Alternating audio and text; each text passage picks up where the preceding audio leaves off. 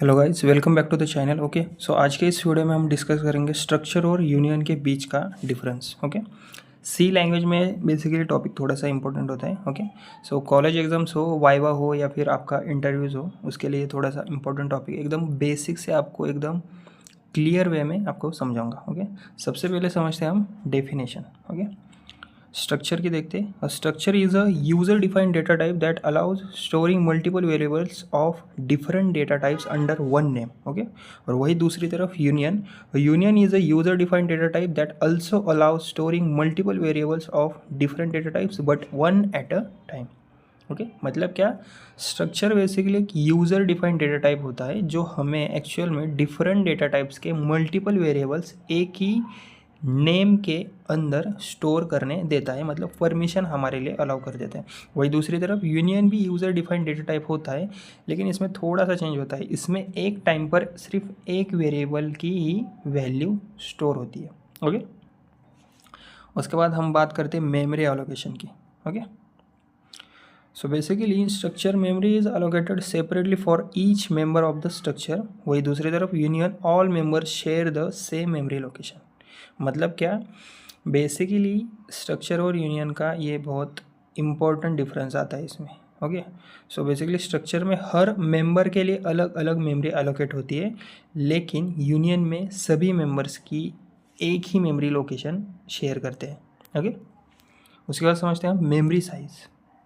Okay, तो basically memory size मतलब इसका like direct impact memory size पर ही पड़ता है। ओके, स्ट्रक्चर का टोटल साइज़ लगभग सभी मेंबर्स के साइज़ का सम होता है एक्चुअल में। और यूनियन का कैसा होता है, यूनियन का टोटल साइज़ सिर्फ लार्जेस्ट डेटा मेंबर के साइज़ के इक्वल होता है। ओके, उसके बाद ये data storage.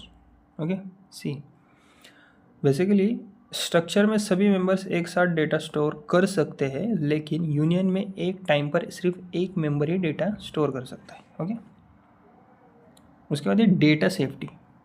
Okay, data safety में क्या होता है, स्ट्रक्चर में डेटा सेफ होता है, एक मेंबर की वैल्यू चेंज करने से दूसरे मेंबर्स पर 0% अफेक्ट होता है, मतलब अफेक्ट ही नहीं होता।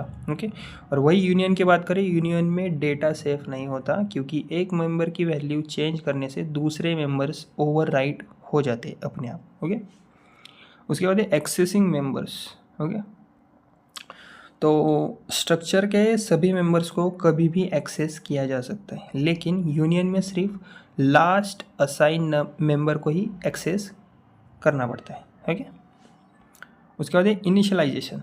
इसमें होता क्या है, स्ट्रक्चर में मल्टीपल मेंबर्स को एक साथ इनिशियलाइज किया जा सकता है, लेकिन यूनियन में एक टाइम पर सिर्फ एक मेंबर को इनिशियलाइज कर सकते हैं हम। ओके, उसके बाद यूज़ केस। तो इसमें होता क्या है, स्ट्रक्चर का यूज़ तब होता है जब हमें सारी वैल्यूज़ एक साथ चाहिए होती है, और वही दूसरी तरफ यूनियन का यूज़ तब होता है जब हमें मेमोरी सेव करनी हो और एक ही वैल्यू यूज़ करनी हो। ओके, उसके बाद एक कीवर्ड यूज़।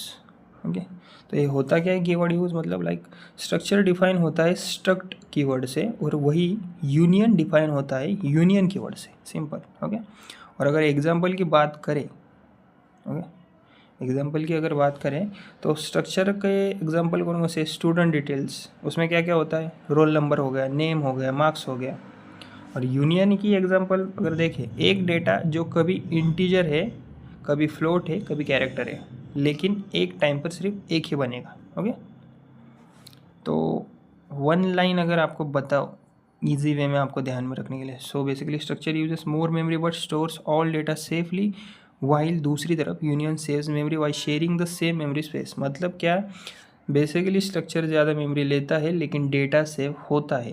ओके, वही दूसरी तरफ अगर बात करें यूनियन की, यूनियन कम मेमोरी लेता है लेकिन एक टाइम पर एक ही डेटा स्टोर होता है। ओके, सो अगर आपको ये डिफरेंस क्लियर हो गया हो, तो अगर मेरी वीडियो थोड़ी सी भी हेल्पफुल लगी हो तो वीडियो को लाइक, शेयर और सब्सक्राइब करना मत भूलना। Okay, thank you.